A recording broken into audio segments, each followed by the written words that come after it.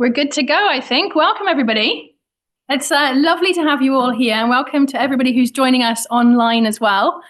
I'm Emily Jones. I'm an associate professor here at the Blavatnik School, and delighted to welcome you to this evening's talk on nationalism and war, and taking a long-term view. It was supposed to be my colleague, Maya Tudor, but unfortunately, due to unforeseen circumstances not related to the UK's announcement of a general election, she's unable at the last minute to be with us. So nonetheless, we are delighted to have our colleague here, who I will introduce in a second, who is going to give us a long-term view of nationalism and war, which we're really looking forward to. What do we mean by nationalism? Nationalism is that demand by states that states are going to be ruled by representatives of the nation, as opposed to, for instance, a dynasty. And of course, it's a call that echoes back right through history. And it's something that you'll talk to this evening, the role that nationalism has played over the last 250 years in wars and these big moments of political transformation. And I think very importantly for us this evening, also thinking through about how that long-term perspective helps us understand the moment that we're in today, both with Gaza as well as with Ukraine. So we're very much looking forward to this long-term view and helping us then to unpack and understand the moment that we're living in. And I'm delighted to introduce our speaker this evening, Professor Andreas Wimmer, who is Lieber Professor of Sociology and Political Philosophy at Columbia University. So welcome. It's lovely to have you here.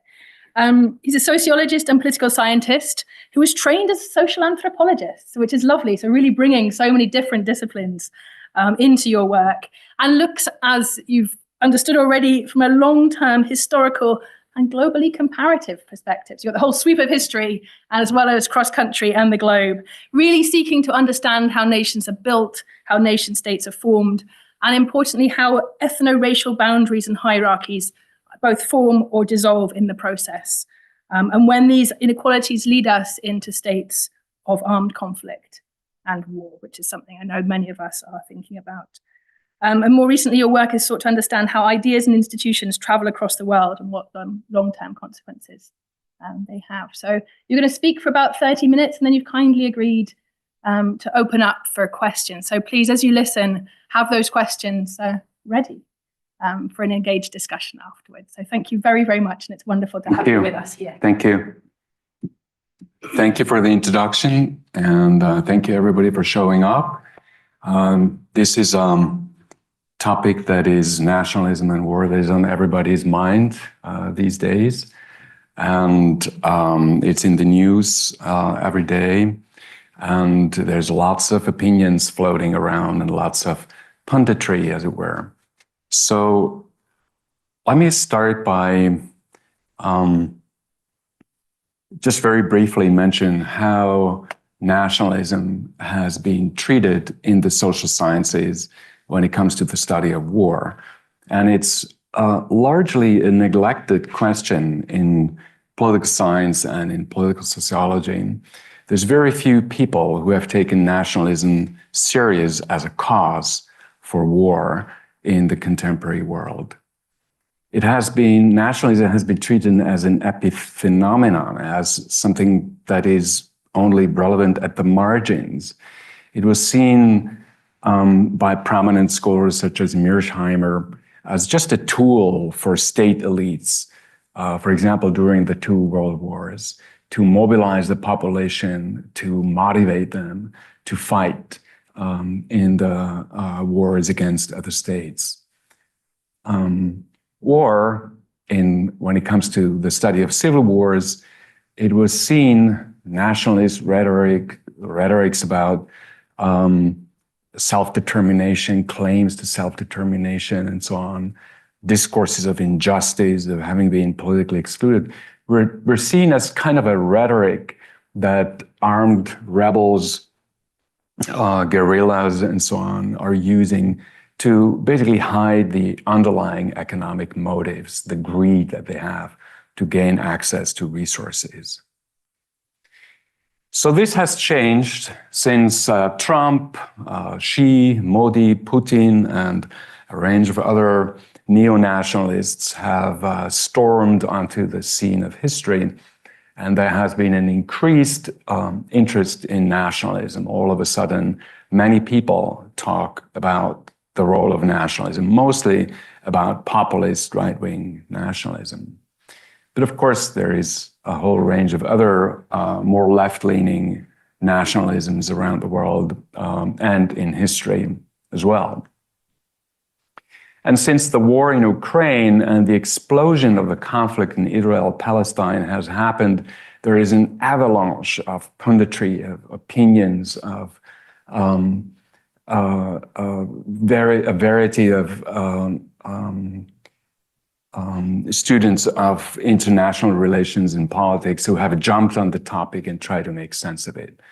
So in this talk today, I would like to take a step back and kind of zoom out of the current events and have a look at the big historical picture of how nationalism and war are related to each other in the last 200 years and all over the world. So it's probably overly ambitious to do something like that, but that's what I've been doing in the last couple of decades. And so I'm drawing on these books and a bunch of articles that I won't reference in detail during the talk to draw this general historical model of how nationalism and war relate to each other. And then I'm going to zoom back into these two current conflicts, the Ukraine war and the Palestine-Israel conflict, and see whether this general historical picture kind of applies to or helps us to understand or situate at least these current conflicts. So that's the task that I've set for myself today.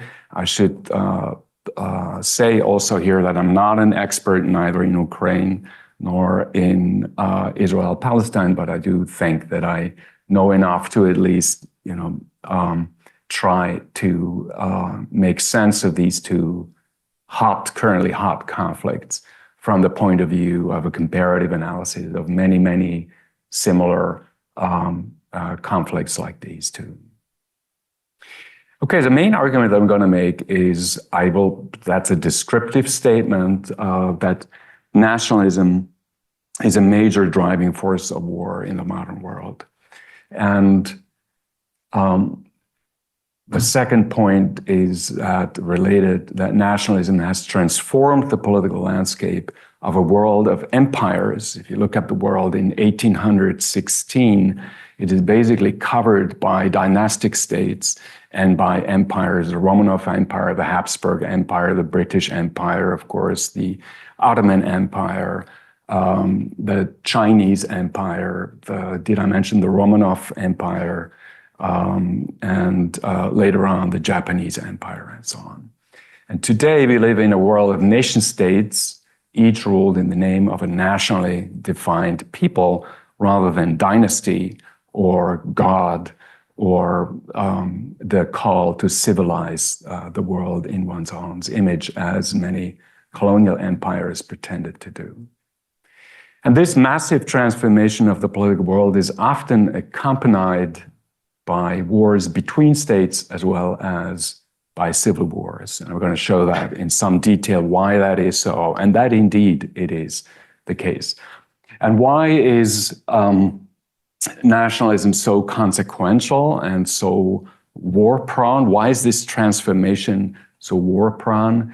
I argue that it's that struggles over the institutional principle of politics, the principles of legitimacy, the question of who has the right to rule, are much more conflictual than struggles that are merely over the question over who actually rules. So questions over institutional principles are more conflict-prone, more likely to escalate into full-scale violence because the stakes are higher and the participants in these struggles are therefore willing to escalate their struggle. Okay, but why does nationalism lead to war? So I'm going to argue that there's several pathways that are kind of sequentially related to each other. But what is nationalism? Okay, I've been told I shouldn't bother too much about definitions and go right to the heart of the matter for a talk here. But I think I owe you just a little clarification of what I mean by that. And so nationalism is a political doctrine that demands that the states are ruled in the name of a nation, I already mentioned this, rather than a dynasty or true faiths, as in a theocracy, or spreading a supposed superior civilization as an empire. So it's a different principle of legitimacy. And nationalism, therefore, delegitimizes the rule by ethnic others and advocates for the like over like principle, that those ruled and those who are ruling should hail from the same national background. And associated with that is the claim, the principle of national self-determination, that every national group should be ruled by its own people. And three types of war follow from that, from the introduction and global spread across the world of nationalism as a new principle of political legitimacy. Well, in the first step, the ethno-racial hierarchies of empires are delegitimized. They are scandalized. They seem to be no longer justifiable. British should not rule over Nigerians. Hungarians should not rule over Romanians. Japanese should not rule over Koreans, and so on and so on. And this may lead to secessionist civil wars, or as nationalists call it, nationalist wars of liberation from the yoke of foreign rule, before new nation states are formed. Some of these newly formed nation states, I'm going to talk about that a little bit later on, are dominated, are captured, as it were, by particular ethnic or racial groups. So they are not representative of the entirety of the population. Think about white Americans in the USA up to the civil rights movement. Think of Tutsis in Rwanda after independence. Think of Tamils who dominated immediate post-independence Sri Lanka, and so on and so on. And these, now within these newly formed nation states, ethnopolitical hierarchies also violate the nationalistic principle of like over like. Because non-white Americans, from a nationalist point of view, are ruled by others, are therefore not granted the right of self-rule, or the right of representation. Hutus in Rwanda are ruled by others, also violates, from a nationalist point of view, the principle of like over like, and the same, of course, for majority Sinhalas in Sri Lanka. So ethnic civil wars over who controls the state are often the consequence of these kind of configurations of power in newly independent states, in post-imperial polities. And then in regions, so if you look at a couple of these newly independent states where ethnic groups are divided between several states and up on different sides of the borders, a state that is dominated by one group may intervene on behalf of co-ethnics across the border, on the other side of the border, who are politically excluded, who are politically marginalized in that neighboring state. And so this interference on behalf of co-ethnics in these complex overlapping zones of overlapping ethnic demographies might lead to wars between states as well.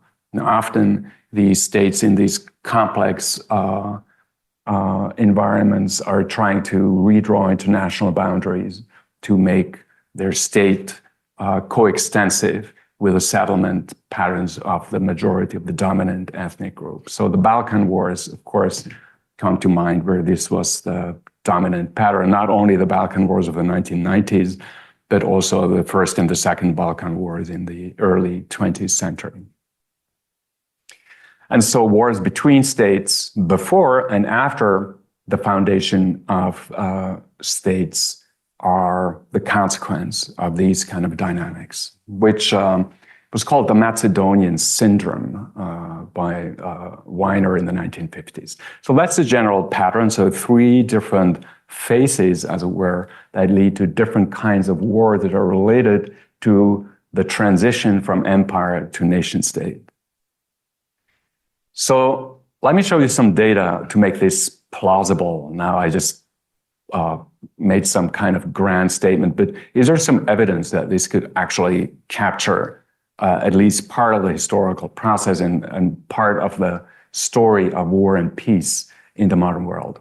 So I'm going to show you data from a global data set, meaning it has almost all contemporary countries of the world. And I observe these countries from 1816, the end of the Napoleonic Wars, to the recent period in the early 2000s. And so I hold these constant.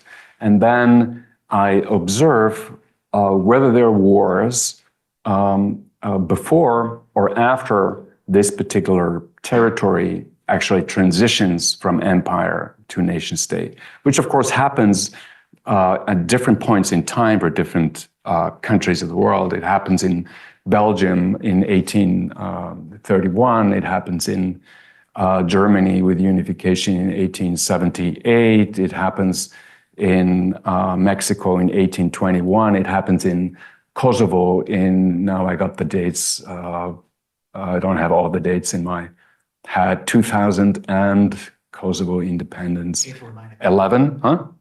8 or 9, you said? Could be, something like that.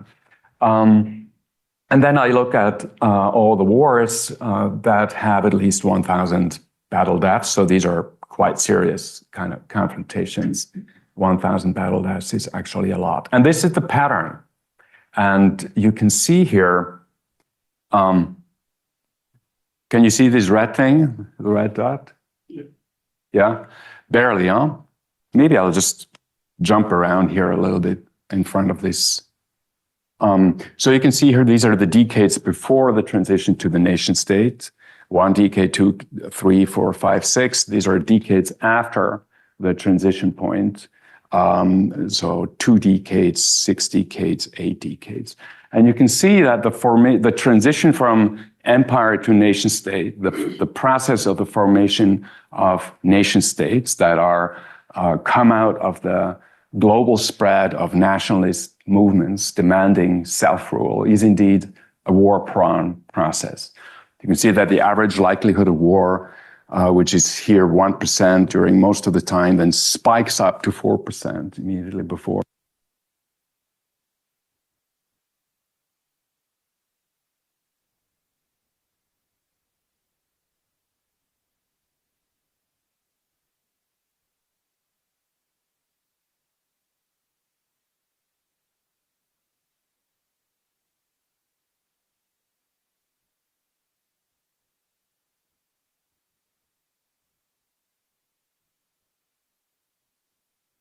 Kinds of wars. So I'm disaggregating these, the picture that I just showed you by types of wars. These are wars of conquest that should not be prevalent after the formation of nation states. And indeed, these are the exceptions, the attempt by Nazi Germany to form an empire in Eastern Europe. So these are these kind of wars that are happening after these countries already had transitioned from empire to nation state. Here, these are civil war. These are secessionist civil wars that are that aim to establish a new state, and you can see that it follows the pattern that my model kind of predicts. That most of these secessionist civil wars are happening before the transition. They are actually a cause, historically speaking, of these transitions. They are the wars that are the outcome of this struggle for shifting from empire to nation state, to making national self-determination the principle. And you can see that interstate wars also conform more or less to the pattern, that they peak also around that period. They're very high still. A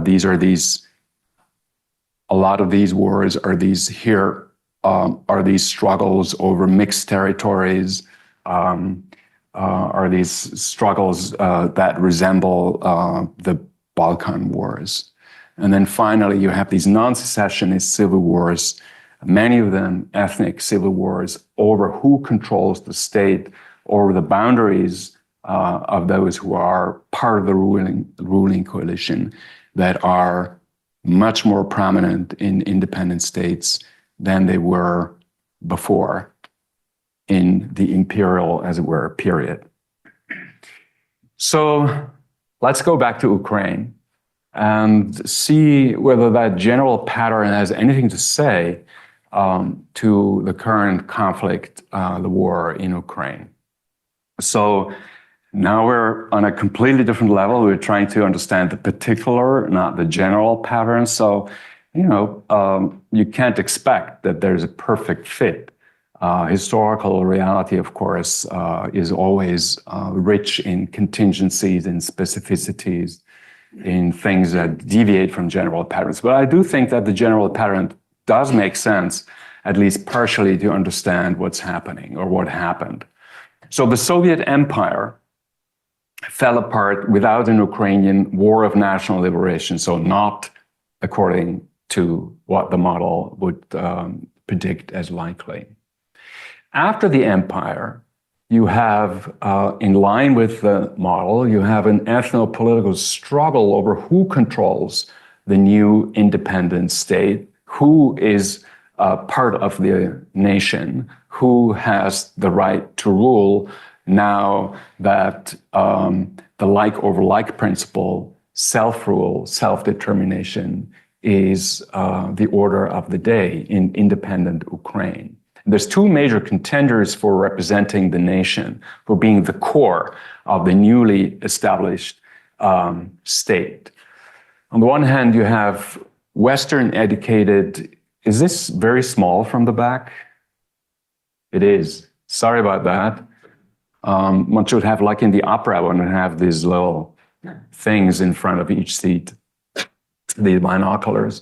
So on the one hand, you have these Western-oriented individuals who are ethnically identified as Ukrainians. And these are people who are descendants of those educated in the Ukrainian language by Habsburg, because the western part, of course, of Ukraine was part of the Habsburg Empire. Or they nationalized, became identified as Ukrainians during the period, the early period under Soviet rule, when there was this nativization kind of policy. On the other hand, there's Russians, that's descendants of those who were educated in Russian by the Romanov Empire, the eastern part and the southern part of today's Ukraine were part of the Russian Empire. Or they shifted to a Russian identity later on when you have these, when the Soviet policy of nativization ceased and was replaced with a policy of Russification. And after independence, you have a back and forth between Ukrainian and Russian-dominated governments, each expelling the representatives of the other group or region from government positions when in power. And you have a number of these back and forths. And with the Maidan Revolution, which was in 2000, and you're my resident historian, if you don't mind, 14. 14. Yeah. Is that right? I should have little notes somewhere with all these dates. The Ukrainian identified forces won decisively, and this was then perceived and expelled all Russian-oriented government officials, ministers, and so on from the Ukrainian national government. And this was perceived by the Russian-identified elites and their followers as, again, a violation of the like over like principle, the violation of nationalist principles of self-rule. They felt governed by others, by these Ukrainian Western-oriented people, and therefore foreign-ruled from a nationalist point of view. And the civil war starts after the Declaration of Independence and of these eastern provinces who resent this foreign rule by the Ukrainian nationalist, Western-oriented government.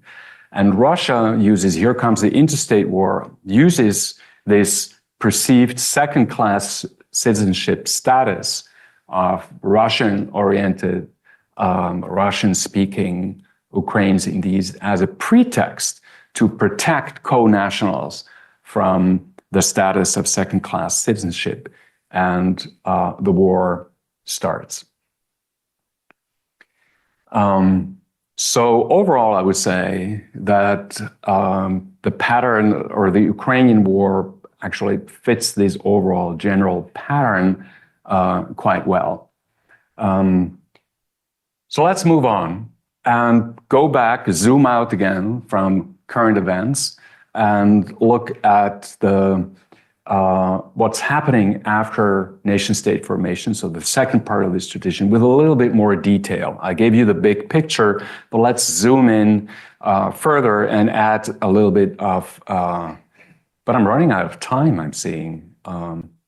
Is this clock for real? Is it really already almost over?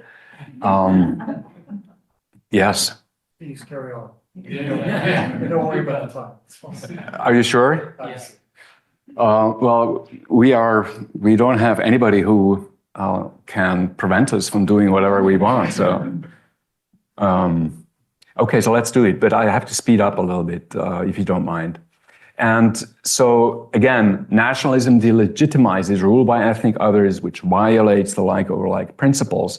And many post-imperial states, however, as I already mentioned, are captured by specific ethnic elites, like the Ukrainian Western-oriented elites after the Maidan Revolution, and other ethnic groups, such as the Russians, are thus not represented in national level government and are thus foreign-ruled in the eyes of nationalists.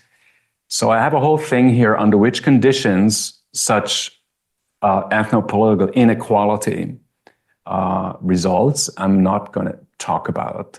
I'm just going to focus on what happens as a consequence of these forms of ethnopolitical inequality and exclusion. So sooner or later, ethno-nationalist movements may emerge that demand either a larger share of state power, such as the Sunni population in Syria before the war. Actually, they have a long history of airing these grievances of being underrepresented in the Alewi-dominated Syrian government.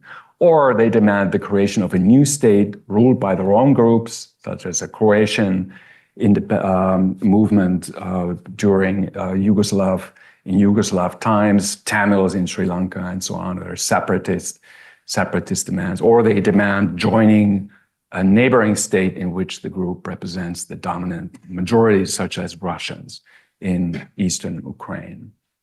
And there's two additional conditions under which these contestations, these mobilizations against ethnopolitical inequality lead to war. And one is indiscriminate state repression against the emerging movement that makes these kind of demands and wants to change the power structure of a country. And this is research that I did that shows this in quite some detail, that indiscriminate repression is almost always a precondition for radicalization and for the spiraling down into violence. It allows these movements to recruit followers, to radicalize them, to make them prepared to take up arms and die, and so on. And then second, there needs to be a refuge or refuge? What's the pronunciation? Refuge, beyond the reach of the state security apparatus, and you need this refuge in order to organize an armed group, otherwise you will be crushed by repression immediately. And the larger the share of ethnic communities not represented in national government, the less legitimate the state, the more likely this process that I just described is unfolding, right? If you have a population, if you have 90% of the population, as in Syria, excluded from representation in the military, in the highest level of government and so on, the likelihood of conflict should be much higher than if it's only a small, let's say 4% of the population as contemporary Serbians in Croatia. So it should be Syria should be much more explosive than contemporary Croatia. So to show this, that this is the case, that ethnopolitical exclusion leads to war and violence, we assembled a new data set that this time is not everything since Napoleon, it's only after 1945. It's all countries of the world, and we identified the politically relevant ethnic groups in each of these countries, and then we coded we determined the degree to which each of these ethnic groups is represented in national level government. And here is some results. I doubt that you're interested in what exactly statistically this does. For those who are interested, these are first difference effects from a OLS model. And here you have the size of the effect of political exclusion. So if you increase in a hypothetical country, the size of the excluded population from 6% to 32%, that's a standard deviation, then you have a 25% increase in war probability. So this is a very sizable effect. This is an important factor. And you can compare it to GDP. GDP is the most robust, universally always showing up factor explaining civil wars. Poor countries have many more than rich countries. Rich countries basically don't have civil wars. It's very, very rare to have civil wars in wealthy countries. Now we can also look at this at the group level. So I mentioned that we coded relative access to government or representation in national government for each ethnic groups. And so this produces this continuous scale. It goes from having a monopoly power over national government, so like Alawites in contemporary Syria, Tutsis in contemporary Rwanda, Germans in contemporary Germany, and it goes all the way down to groups that are actively discriminated against, that are prevented from even raising their voice, organizing, let alone gaining any kind of representation in the political system. And you can see that the probability at the group level now, so our units of observation here are groups, that you have armed conflict increases linearly. The less representation, the less power in national level government, the more likely you will have civil war, or you will have a civil conflict that involves these groups. And so discriminated against groups here in red have double the probability of conflict than the average. So this is at the group level now, basically the same story that I'm trying to tell. So let's zoom in, let's zoom back in and see how the current Israel-Hamas war fits into this pattern, if it does. So let's start by looking at the Palestinian population in the region. So we have to distinguish between Palestinians who are Israeli citizens who would be regarded as powerless, not ever represented in national level government, except a very brief period recently, 1.5 years, when there was a Palestinian party that participated in a coalition government.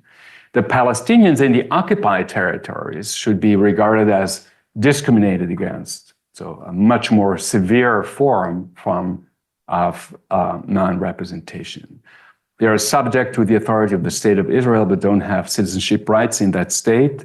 So their situation resembles that of colonial rule, where the colonial subjects also did not have citizenship rights, but were subjects. And even the parallel to a colonial situation also includes some indirect rules and forms of self-rule, like parts of the West Bank and so on and so on.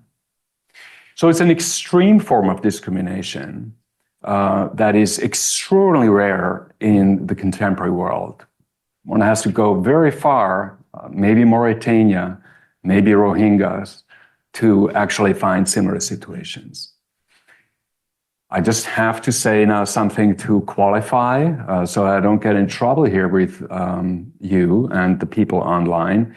And so one immediately then is tempted to ask the question of whether Hamas is fighting an anti-colonial war of liberation, since they find themselves in a colonial situation.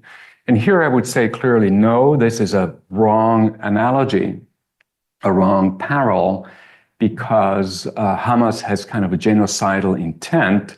It wants to eradicate Israel and all Israelis from that area, while anti-colonial struggles historically were directed against settler domination and colonization in the colony.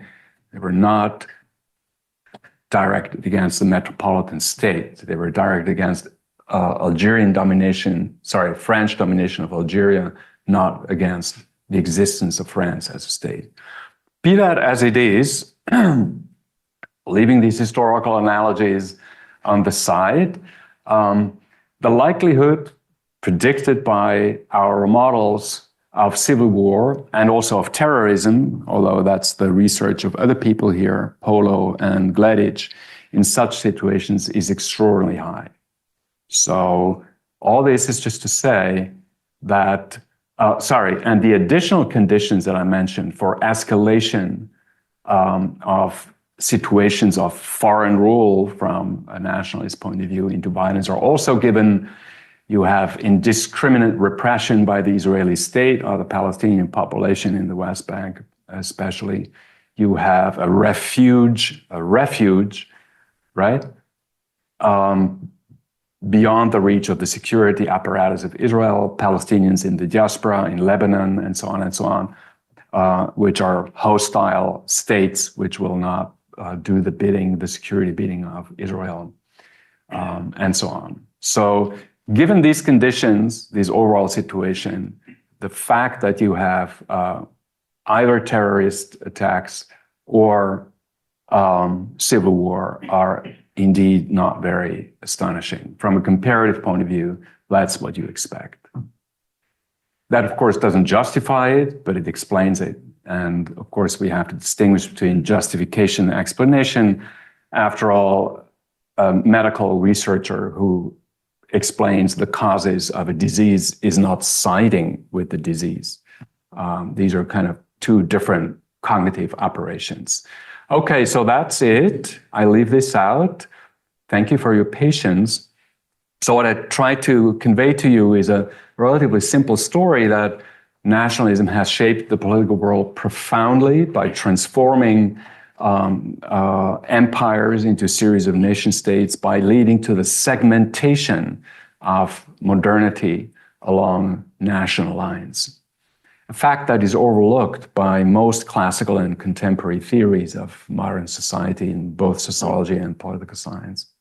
Nationalism offers the ideological motivation and justification for many contemporary wars between states and within states as well, which is a fact that is overlooked by the mainstream of political science research on wars and armed conflict.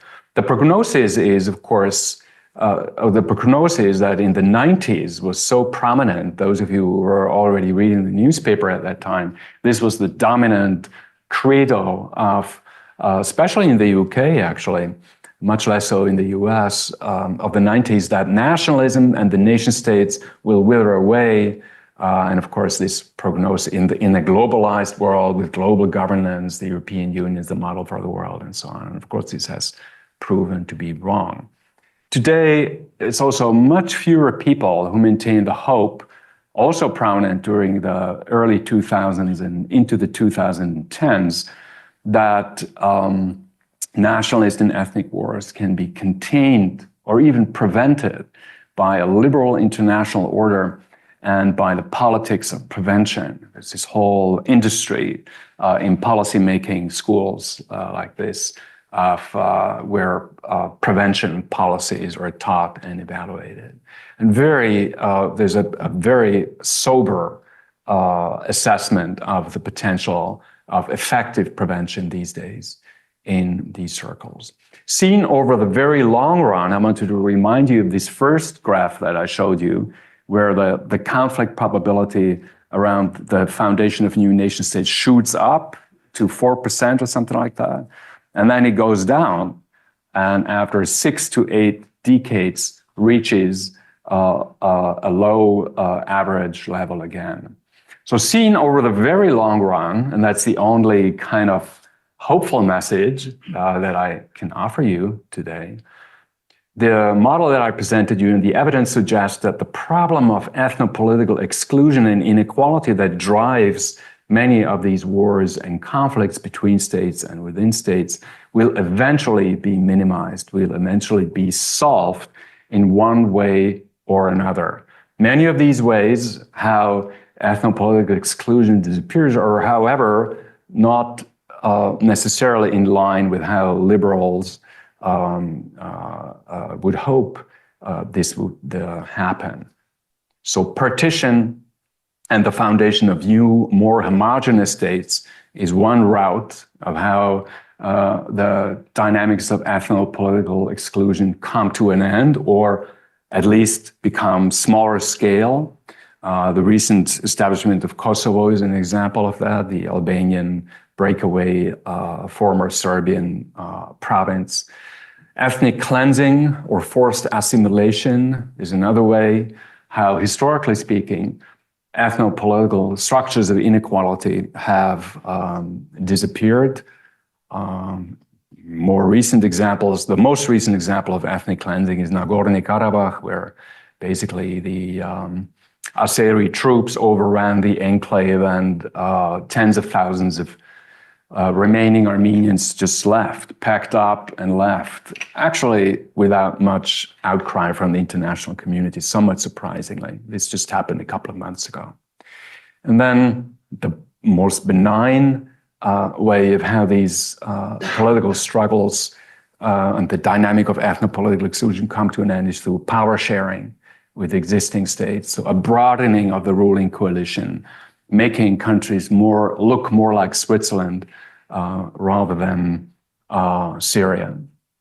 And the latest example of that is, of course, the Good Friday Agreement in Northern Ireland, that for all its problems that you probably know much more about than I do, has been a guarantor of peace so far. And I'll stop here. Thank you very much.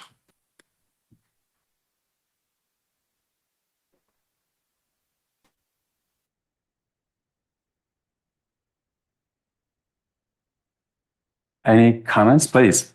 I wonder if you could talk a little bit about Indonesia and Sudan, which seem to be the opposite sides of the spectrum, as it were, in that Indonesia has multiple, it's not that multiple ethnic, but multiple peoples, and Sudan seems to be rival warlords rather than anything nationalistic. Am I wrong? No, you're absolutely right. So Sudan had, for a long time, also a relatively exclusionary power structure with Arab nationalists basically dominating the central level government and excluding other Darfurians and so on, peoples in the south and parts of the southeast from representation in national level government. And the war in Sudan, I would say, fits this pattern quite well. so that's the antecedent war to the current situation. The current conflict between these the generals and the militia commanders and so on are not actually fitting in my model all that well, because it doesn't have to do actually with the dynamic of ethnopolitical exclusion. Which brings me to it's very useful, thank you for your comment. So I should have said at the beginning that what I'm presenting you is not explaining everything under the sun, obviously, but it explains a good chunk of how history has evolved over the last 200 years. Indonesia has a much more integrated, always had, even under Sukarno, a more integrated power structure with a lot of decentralization. And decentralization is what happens now. So you have a movement of many Indonesian non-Javan groups from somewhere down here to being represented in their own regional government, which, as you can see here, should decrease the likelihood of conflict in the name of these groups quite dramatically. Please. A very interesting pattern you're showing in your modeling. What it makes me think is, what about the human factor? What about the leaders? Do they impact on the likelihood of war breaking out? Presumably they do. And how would you interact the Putins and the Assads of this world, and the way they think? Do they not determine whether it will go into war or not? Netanyahu, does his attitude decide how much military force goes up? How do you relate the two? So I'm looking at these average patterns, and of course, these patterns leave a lot of room for contingency, for stuff that just happens, for leadership, for personality factors, for the contingencies of elections that are highly contested, and then it's basically random whether this leader or another leader comes to power. So there's a lot of things that one could add. But of course, if one does this kind of modeling that I do, you cannot take the psychology of individual leaders into account. It just would be massively too complex. I, of course, doing this kind of work, I tend to downplay the role of individual leaderships. This is my instinct, my bias, perhaps. So if you look at Israel, then you can see that the policies that are pursued by different governments and different leaders over the last, let's say since 1967, are actually not that different from each other. They differ at the margin, but the overall policy, for example, in the West Bank, is basically very, very similar to each other. So Netanyahu Likud governments are in alliance with the settler movement, so they allow for more illegal and legal settlements to be built. The Labour governments were more restrained with that, but the overall policy, I would say, is actually very similar. So maybe leadership, since we read the newspapers, and the newspapers are psychologizing everything and they personalize everything because that's what the news do, right? They want to tell a story about people because as humans, we're interested in other humans and in other people, and what they do as individuals catches our attention. So I think the newspaper reading public overestimates, because of that, the role of leadership and individual personalities in shaping human history. There was, this gentleman here. Sorry, it's a little, it's a rather open-ended question, but I'm just thinking how this is going to play out in terms of climate change and resource scarcity, especially in terms of water, when you have ethnic groups being pushed across borders. Yeah. It's an open-ended question.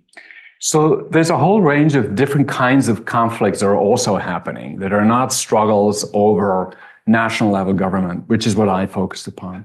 So there's good research recently. I don't know whether you've seen that.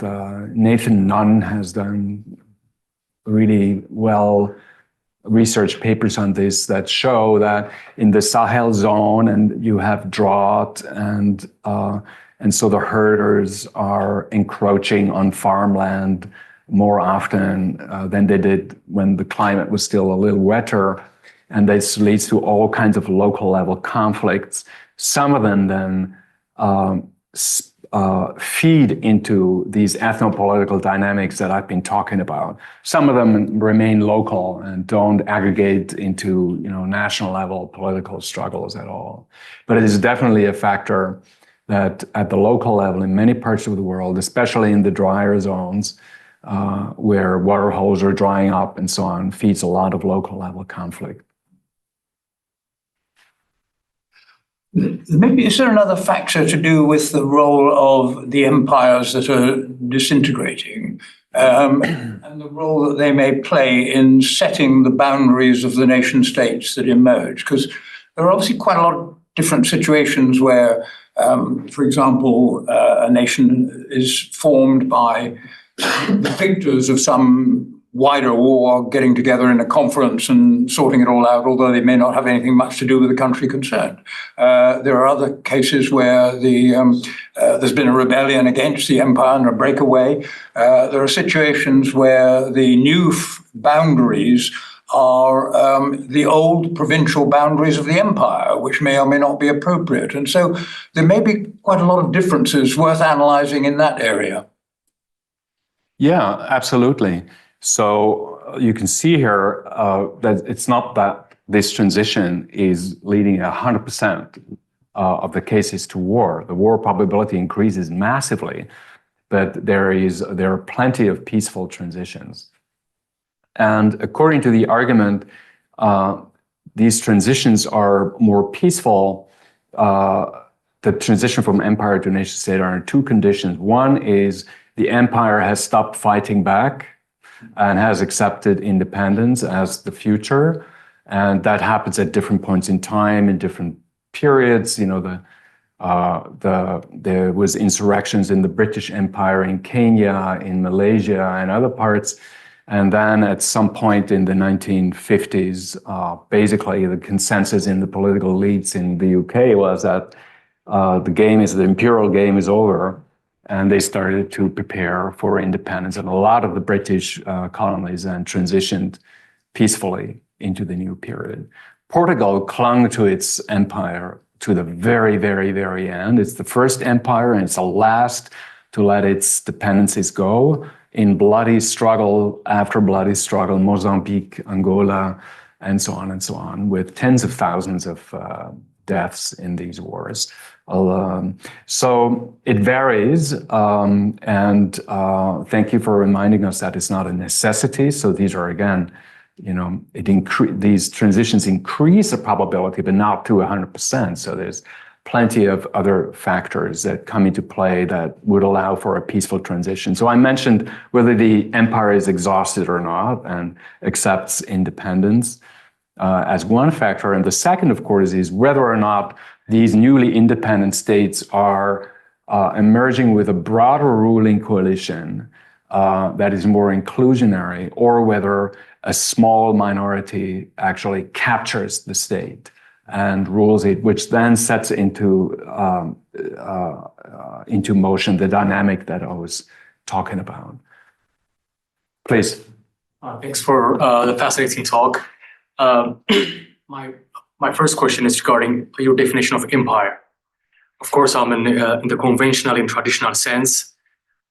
We might think of, the Romanovs or the Habsburgs or the Ottoman empires. And of course, as you highlighted, we witnessed most of wars in this, in the disintegration of these empires and where this, 2 or 3 empires meet. But for example, how do you define current Russian Federation? It's not a nation state. Of course, the Ruskies make about 2/3 of the population, but there are a lot of minorities who were incorporated through force at the end of the 90s, at the same time when the other empires were expanding. And there's a clear hierarchy of identity. There's a hierarchy of history, in that state. So when you see, for example, the transition from empire to nation state, can we say that, for example, the Russian Federation has transformed into a nation state, or the same case can be used for Nigeria, for example. Yes, I mean, it became independent. So, I mean, I think it's both things, Nigeria, what's your definition of empire? And what's your definition of the nation state? Can you refer to countries like Nigeria as nation states? And if there's time, I'll get back to it. Yeah, that's a very good question, and I'm glad that I can use this as something happened here. I can't see the slides anymore. And so I wanted to clarify first that my definition of nation state is not via homogeneity. So it's not that only homogeneous Korea-style nation states are actually nation states. So there's very heterogeneous nation states that are clearly characterized as nation states. India is an extraordinarily heterogeneous state. A lot of African states are very heterogeneous. My home country, Switzerland, is relatively heterogeneous as well in terms of language and religion and so on.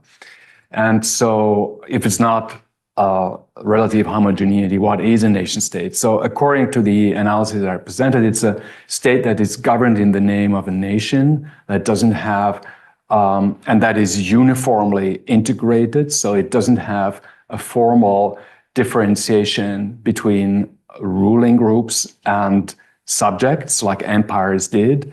It also usually doesn't have a regional hierarchy. It doesn't have indirect rule in the same way that empires had, where local elites were basically ruling under the umbrella of the empire. So no indirect rule, no formally established ethno-racial hierarchy as empires had.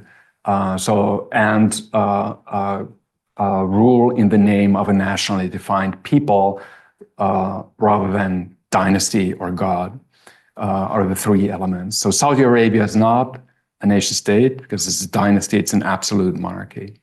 Bhutan is not a nation state, it's a theocracy. The Vatican is a theocracy. And so there's actually in my understanding, no empires left. So I would characterize the Russian Federation as a nation state with lots of ethnopolitical inequalities and exclusion, like many other nation states have as well. But it doesn't have a formal structure of an empire, while the Soviet Union actually did. The Soviet Union was not ruled in the name of the Soviet people. It was ruled in the name of the revolution, the name of the international proletariat. So it had a kind of a civilizational ideology. Or an ideology that was similar, universalistic as some of the empires that pretended to rule in the name of civilizational progress. So that would be the short answer. But if you do this kind of work, and that you have to actually do this empirically for every state through 200 years for every year, it gets very tricky to make these kind of distinctions. There was another question behind you. Yes, please. When you look at the civil war, the war actually never, to go to the war, it's a very big decision. On your slide, I never see who is feeding the war. You have a lot of states which feed the side. If you look at the Ukraine, if you look at the Gaza war, you have here it's always, I just look at the public, the Putin. How will you feed the war? Did you put it in your model? Well, it is part of the model. I talked about, and the Ukraine-Russia war actually, as I tried to explain, actually fits into this overall model quite well. So you have, in situations where you have overlapping ethnic demography, where you have Russians in Ukraine and you have Russians in Russia. But I'm talking about outside feeding the war. If you look at the war, in any war, it's very expensive and very bloody. And somebody, to look at look at these two wars, it's absolutely clear. If you look at the Syrian war, I see what you're saying now, yeah. And it's looking the civil war as a, how to say, insulated bubble. It's completely wrong. Yeah. The civil war never... It depends on what you try to understand.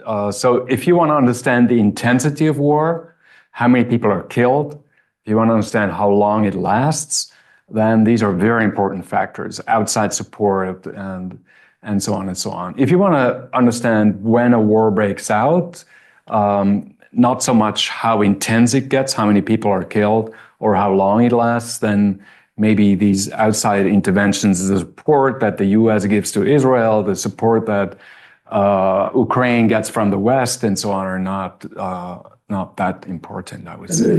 The second question, if you look at the European Union as a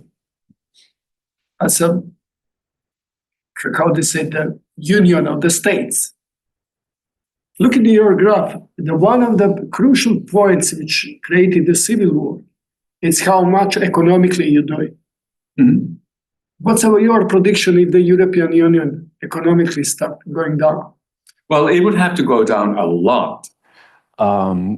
If these models are worth anything for prediction, which I'm not sure they are, because there's so much contingency and so much other stuff happening, and the complexity of the world is so massive. But if we would just use this, then these models, then I think the GDP in the European Union would have to shrink something like a third, or maybe even more, to get to a level of GDP per capita where wars, civil wars, are actually happening. That is a threshold effect. So above a certain level of GDP, I forgot what exactly it is per capita, basically there's no civil wars anymore. And below that threshold, then it's just a probability relationship. So the poorer, the more likely you have war. So the European Union would have to go below that threshold to see actual civil wars. Where would these happen, the civil wars in the European Union? I mean, Croatia, all the Eastern European countries that have unresolved ethnopolitical hierarchies and tensions would be my prime candidates to predict civil wars, and maybe Belgium, although it's it's an unlikely scenario, I think. It would have to be a catastrophic and long-term economic decline. Please. Yes, it was good to hear your clarification about what you mean by a nation state. Because when I was listening to you, I was thinking that when empires dissolve, what are created are states, but typically not nation states in the strong sense of having a single dominant national group. So one interesting question is the formation of nation states, certainly in the European context, was a matter of nation building largely in the 19th century. So the groups incorporated ethnic minorities through quite active processes of language diffusion and so on and so forth. So one kind of question is, why was it possible to do that and thus, broadly speaking, avoid the civil wars in that context? But it didn't happen in the cases you're mainly thinking about in Africa and so on. It didn't prove possible to have this nation building program. I just wondered if you had any thoughts about what explains the difference. Yeah. Very good question. Yeah. So I would like to clarify that nation building doesn't necessarily mean homogenization and assimilation into one single dominant group. That happened in some cases. France is, of course, the prime example everybody has in mind, but other successful cases of nation building in the sense of building political, centripetal political forces and building political alliance networks that crisscross the entire country and mobilizing the population for national purposes also happened without assimilation. In my home country, Switzerland, is a case. There was never an assimilationist policy to, teach the French speakers some kind of Swiss German or anything like that. And the same goes for many countries in the developing world, but Canada is another example of multi-ethnic nation building that is successful. India, I would say, is an extraordinary case of multi-ethnic nation building, and there's plenty of others. And So not only does not all nation building have to be based on assimilation, but also, conversely, it's also not true that assimilationist nation building forms don't happen in the developing world. They do. So Botswana, for example, is a case that resembles in many respects France of the 18th and 19th century. So there is a growing assimilation into the dominant Tswana majority. There's linguistic assimilation. There is, I showed this in a book chapter recently, there's a steady drift of people across the ethnic boundary into the Tswana majority. It's not entirely voluntarily, so it is kind of I wouldn't call it a forced assimilation, but it is, there's strong incentives, let's put it that way, for people to do that. Similar to 19th century France, if you wanted to have a government job in 19th century or contemporary France, you'd better speak French pretty well. And the same for contemporary Botswana. I think we have come to the end. So thank you for your patience, and my apologies to the people who had posted their question online. It's always a problem. There's always the exclusion of the onliners in these mixed kind of settings. So thank you for your patience.